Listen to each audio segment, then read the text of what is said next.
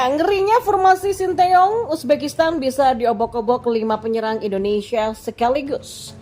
Situasi sepak bola Asia Tenggara berubah. Media Vietnam hati-hati dengan timnas Indonesia, begitu kata mereka. Dan omongan mantan pelatih Spanyol terhadap timnas Indonesia mulai terbukti. Dia pernah suruh negara lain untuk waspadai skuad Garuda dan sekarang inilah hasilnya. Simak selengkapnya di sini hanya di Kamus Bola bersama saya untuk Anda.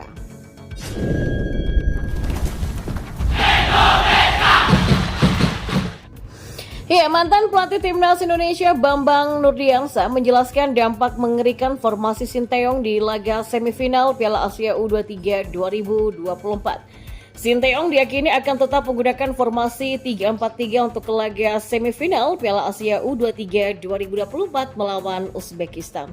Bambang Nurdiansyah sedikit membedah formasi langganan Sinteyong yang dinilai mampu memberikan dampak mengerikan terhadap Uzbekistan. Menurut mantan pelatih intern timnas Indonesia di tahun 2005 ini, formasi Sinteyong bisa membuat Uzbekistan diobok-obok 5 penyerang sekaligus. Ya, Ramadan Sananta diprediksi akan menjadi pelengkap Trisula Maut di lini serang bersama Marcelino Ferdinand dan Witan Sulaiman. Ketiga pemain ini sama-sama memiliki tipikal yang cepat ditambah mengusung gaya bermain umpan-umpan pendek yang bisa menyulitkan Uzbekistan.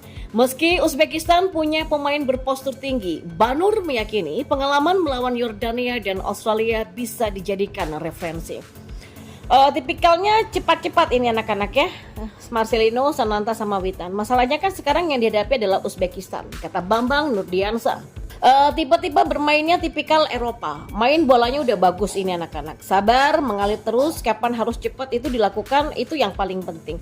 Karena kan Uzbekistan ini orangnya juga besar-besar, bola-bola pendek itu sangat menyulitkan bagi mereka. Tapi kalau direct play, karena tinggi-tinggi ini akan sulit untuk Indonesia. Tapi mereka melawan Korea, lawan Australia bisa membuktikan kan, ujarnya. Ya, penggunaan formasi 3-4-3 juga bisa membuat pergerakan Marcelino dan Witan menjadi bebas asalkan dua pemain kunci memainkan perannya dengan baik. Menurut Banur, dua pemain kunci timnas Indonesia U23 di Piala Asia U23 ada pada sosok Ivar Jenner dan Nathan Choaon.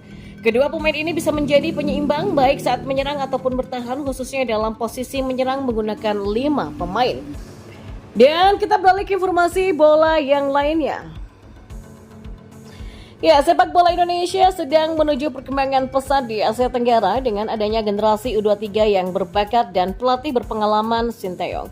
Kualitas tim nasional Indonesia tengah menjadi sorotan para pecinta sepak bola di kawasan Asia, menyusul penampilan luar biasa timnas U23 Indonesia dalam ajang Piala Asia U23 2024 di Qatar. Perjalanan tak mudah yang dihadapi timnas U23 Indonesia ini pun turut menarik perhatian publik Vietnam lewat salah satu media lokalnya. Bagi yang sudah mengikuti Indonesia U23, dari laga awal mungkin tidak akan menyangka pelatih Sinteyong dan timnya ini bisa melaju ke babak semifinal Piala Asia U23 2024 ya. Indonesia U23 mengawali turnamen dengan sangat buruk. Marcelino Ferdinand dan kawan-kawan kalah dari Qatar U23. Selama pertandingan, para pemain jelas menunjukkan ketidakdewasaan dan kehilangan kendali.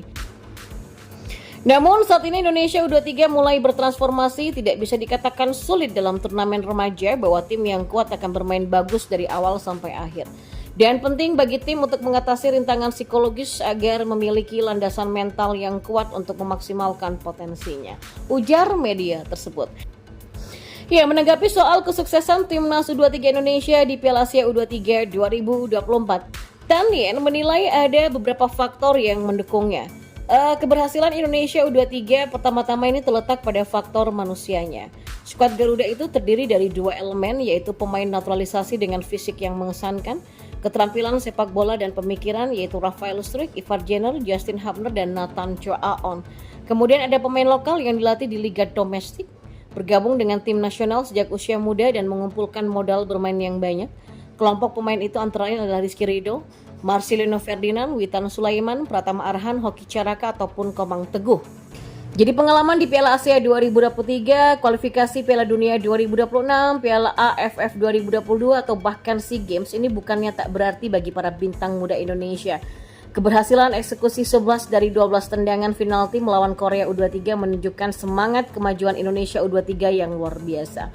Dengan usia yang relatif muda, kelompok pemain ini masih akan membuat gebrakan di Asia Tenggara dengan pengalaman melebihi rekan-rekan muda mereka di Vietnam, Thailand, ataupun Malaysia, kata media tersebut. Selain menyoroti deretan pemain-pemain muda, pelatih Sinteyong juga dianggap sebagai faktor lain yang membuat sepak bola Indonesia menjadi berkembang. Dan bagi sepak bola Indonesia, semifinal Piala Asia U23 tidak akan menjadi tujuan akhir, ucap media tersebut. Dan yang terakhir, ucapan mantan asisten pelatih Spanyol yang kini mengarsiteki Irak yakni Jesus Casas terhadap timnas Indonesia tampaknya sudah terbukti. Ketika itu ia menyuruh negara-negara lain untuk mewaspadai kekuatan baru timnas Indonesia di level Asia saat bertanding di kualifikasi Piala Dunia 2026. Kendati begitu, timnas Indonesia pada akhirnya juga diperhitungkan di level U23 usai serangkaian tren positif yang didapat di Piala Asia. Seperti diketahui, timnas Indonesia akan berhadapan dengan Uzbekistan dalam partai semifinal Piala Asia U23 pada malam ini.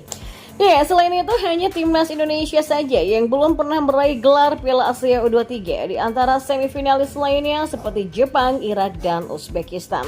Tapi meski begitu, status tim non-unggulan ini pada akhirnya membuat Indonesia bisa tampil tanpa beban dan bisa saja melangkah lebih jauh di Piala Asia U23.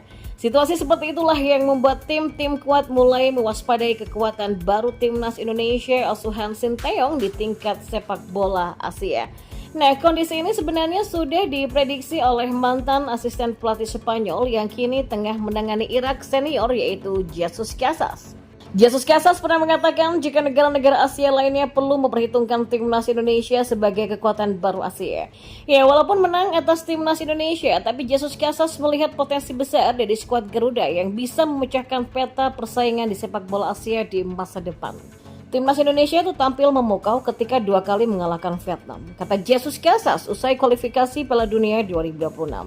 Menurutnya faktor pemain keturunan berperan penting dalam kemajuan timnas Indonesia di beberapa turnamen terakhir yang diikuti.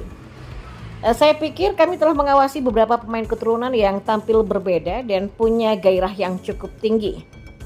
Di kesempatan yang sama, Jesus Casas juga cukup khawatir dengan kabar timnas Indonesia yang akan menambah pemain keturunan saat menghadapi Irak di bulan Juni nanti. Sinteyong pada beberapa waktu yang lalu pernah mengatakan jika timnas Indonesia bakal kedatangan pemain keturunan dan ini sudah dikonfirmasi oleh Ketua Umum PSSI. Ya, pemain keturunan itu ditargetkan dapat membela timnas Indonesia pada Juni 2024 mendatang atau bertepatan dengan laga kelima kualifikasi Piala Dunia 2026. Saya juga dengar kabar bahwa timnas Indonesia masih mengincar para pemain keturunan di Eredivisie. Mereka semakin kuat dan kita akan hadapi mereka di laga tandang, ujar Casas. Ya, timnas Indonesia sendiri akan menghadapi Uzbekistan di laga semifinal Piala Asia U23 yang akan berlangsung di Stadion Abdullah bin Nasser bin Khalifah, Qatar pada Senin malam nanti pukul 9.